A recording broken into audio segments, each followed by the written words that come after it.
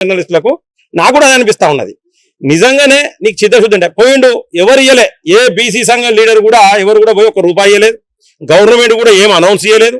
కానీ ఈయన మాత్రం ఇంకా 3 రోజులు కాకముందే ఇమీడియట్లీ పోయిండు, 15 లక్షల రూపాయలు అనౌన్స్ చేసిండు. ఇది కూడా అనుమానాలకు దారితీస్తా ఉన్నది. అంటే తీన్మార్ మల్లన్న మీద ఇది ఎక్కడైతే నా మీద వస్తుందో, తలకాయ నొప్పి వస్తుందో, ముందైతే పైసలు ఇద్దామనే ఉద్దేశంతో ఇచ్చిండు. సో బాధితులకు ఆయన పైసలు ఇచ్చుకొని, కోట్ల రూపాయలు ఇచ్చుకొని, ఆయన దొంగ సంపాదన సంపాదించని, లంగ సంపాదన సంపాదించని మాకు సంబంధం లేని సబ్జెక్టు. కానీ ఇక్కడ ఏంటంటే మరి చాలా ఉన్నాయి. నిజంగానే అతను బీసీ ఉద్యమం కోసం చనిపోయాడని ఈయన క్రెడిట్ తీసుకోవడానికి, ఈయన తప్పించుకోవడానికి ఏమైనా చేస్తా ఉన్నాడా?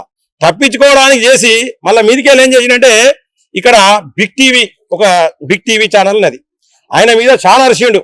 నీది రెడ్డి ఛానల్, నీది అగ్రవర్ణ ఛానల్, నువ్వు అది ఇది, నువ్వు రేవంత్ రెడ్డి ఇది నువ్వు అది దాగు ఇది దాగని రకరకాలుగా మాట్లాడిండు. అటువంటి వ్యక్తి బిగ్ టీవీ మీద కనీసం కంప్లైంట్ చేయలే.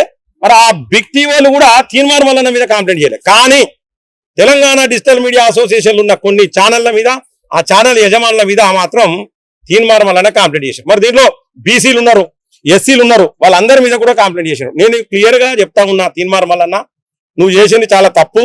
బీసీ జర్నలిస్టుల మీద, ఎస్సీ జర్నలిస్టుల మీద కూడా నువ్వు కేసులు పెట్టేందుకు పోయి కంప్లైంట్ ఇచ్చినావు. దీన్ని ఉపసంహరించుకో. ముఖ్యంగా ఏంటంటే మాకు అనుమానాలు ఉన్నాయి.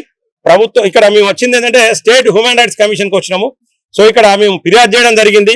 మరి దీంట్లో ఏం జరిగింది, ఆయన ఎందుకు చనిపోయాడు, తీన్మార్ మల్లన్న ఆఫీస్ ముంగనే చనిపోయాడు. చాలా మంది అంటారు తీన్మార్ మల్లన్న గాంధీ కాదు, నెహ్రూ కాదు, లేకపోతే స్వాతంత్ర సమరయోధుడు కాదు, లేకపోతే అంత పెద్ద వ్యక్తి కాదు, ఆయన ఆఫీస్ ముంగనే ఎందుకు చనిపోయాడు?